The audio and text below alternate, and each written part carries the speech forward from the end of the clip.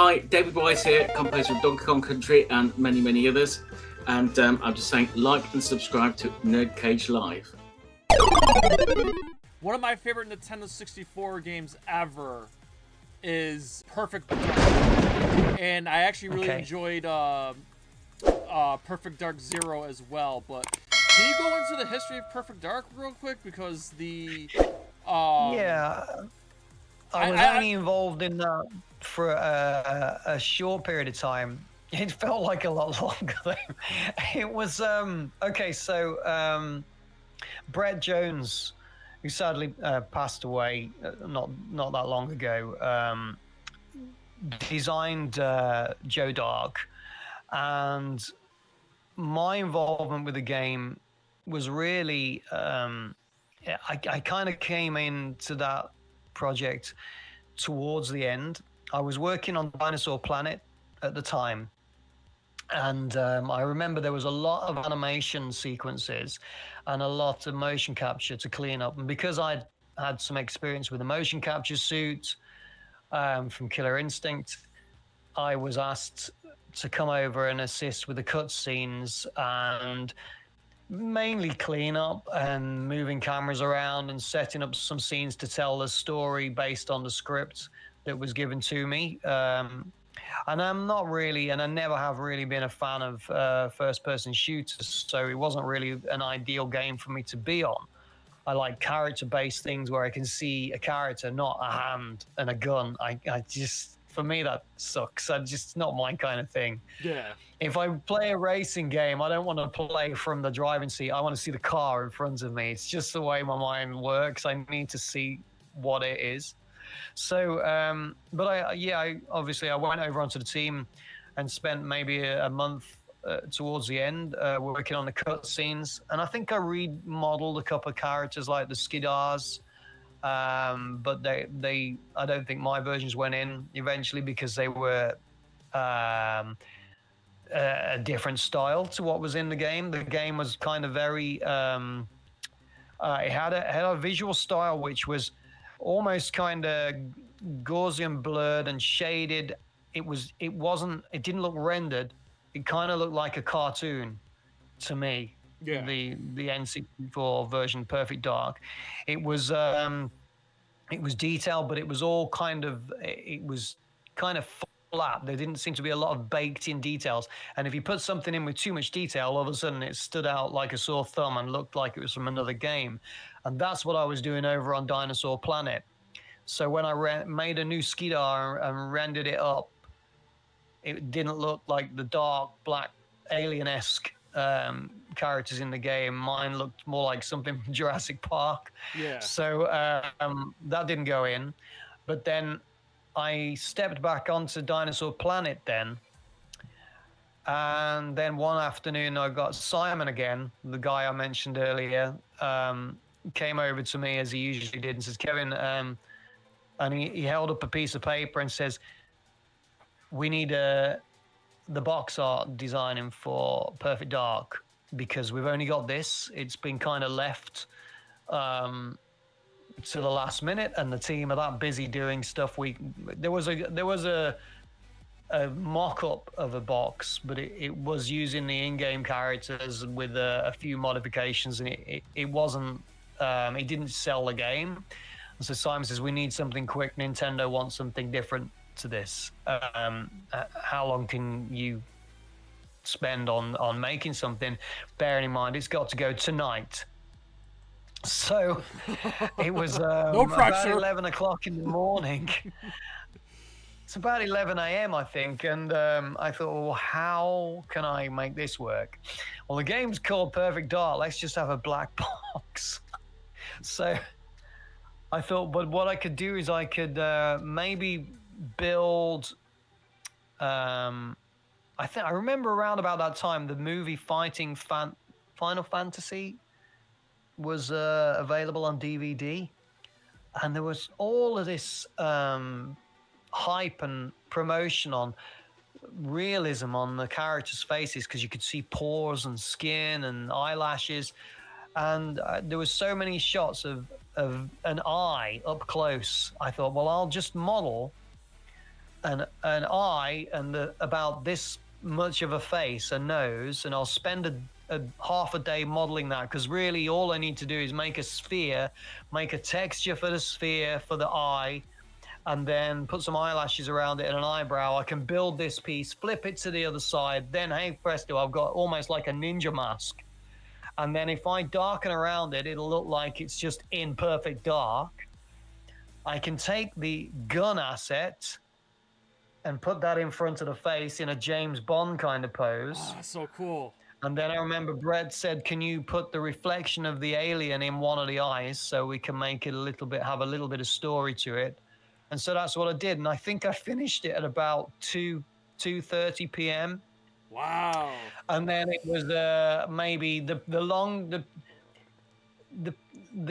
problem was rendering stuff, because you had to keep testing your render, and your renders went from top to bottom like this. You couldn't just check to see whether the eye was okay. You had to let the whole thing go from top to bottom, and you would wait for 10 minutes and maybe about 5 scan lines had come down, all depending on how complicated your lights were and your shadows were. And because I wanted realism and there was reflections and stuff, it was taking forever to render. So the problem was rendering it and getting a high resolution at the time render created and putting it in a format which was for the template for the box so that they could have it that evening. So I did that, and eventually I was happy with it. And she looked a little bit odd. She didn't look quite right, but it was good enough, and it sold the game, and it's a kind of an iconic title. You know that Yes. that box is perfect dark. I love it. But I went over to get back onto Dinosaur Planet then, and about a week or so later, Simon came over again and said, "You've not finished. We need a full model of her, because there's absolutely zero promo material for the release of the game. We've got the box, yes, we've got the game, but we've got no backup art or anything. We need a model of Joe Dark at least. If it's, we could make the alien and all of the other characters, Carrington and everybody like that, but there's no Joe Dark model. We need a Joe Dark model. Can you make that?" So I spent a few weeks, or a good couple of weeks, building that, and I had to make a brand new head, and with the machine and the hardware at the time and my modeling ability at the time, making her look pretty and making her look like Brett's original concept and almost reminiscent of the character in the game was kind of hard, because it was a halfway. It was neither one nor the other. And also I'd got a completely different NURBS model of a set of eyes on this other box art which I'd done for the US.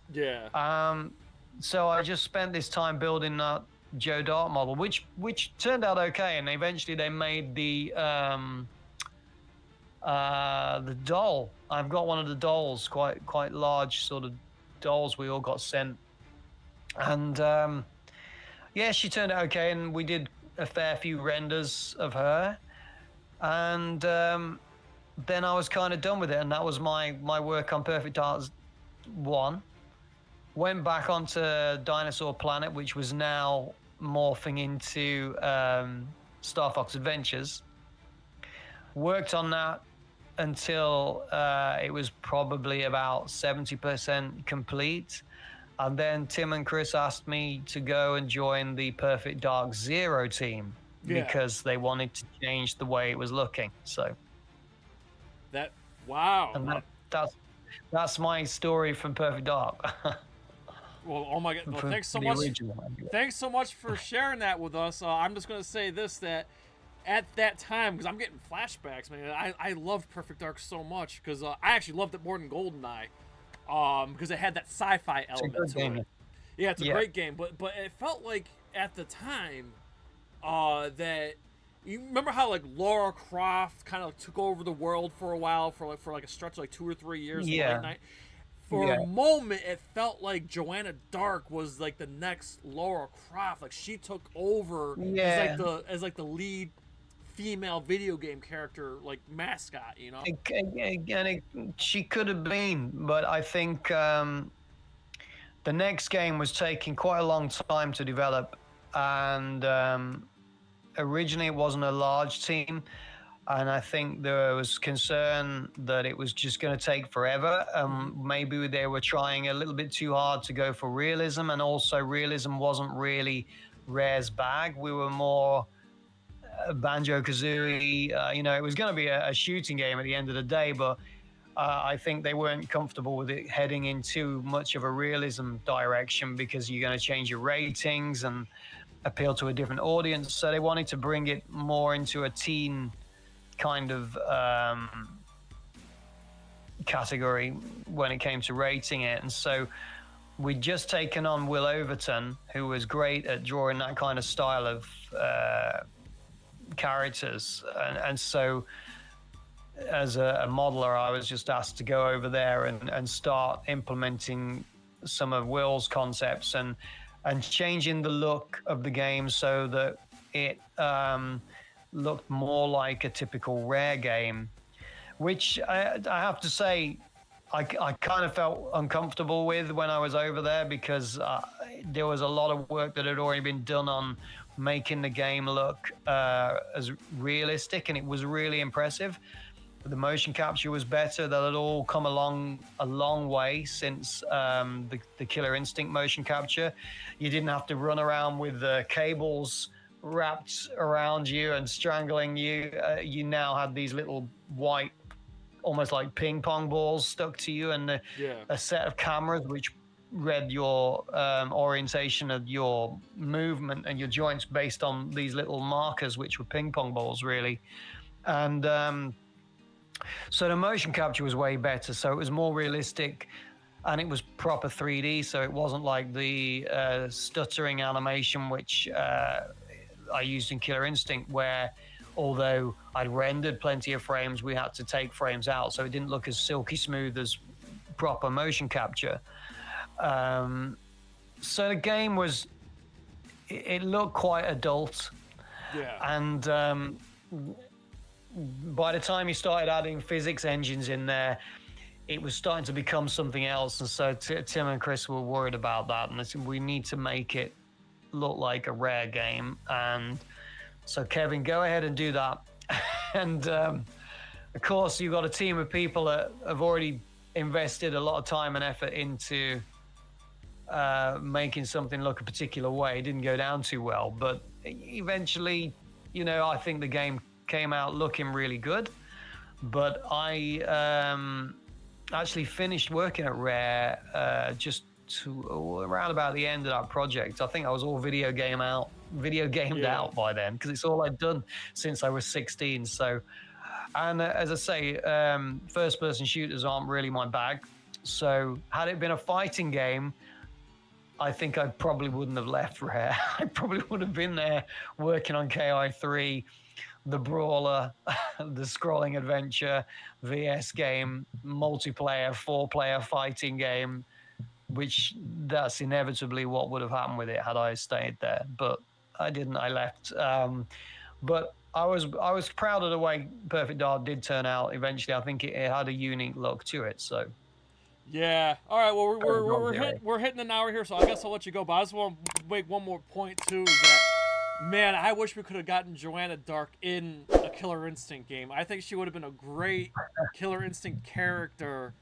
I'm just throwing that out there. I think she would have been a great guest character for Killer Instinct. I could just picture her fighting against Orchid. Microsoft have got all of the cards, haven't they? So if they want to do that, they can do that. Yeah. So who knows? Who knows what the future holds? Yeah.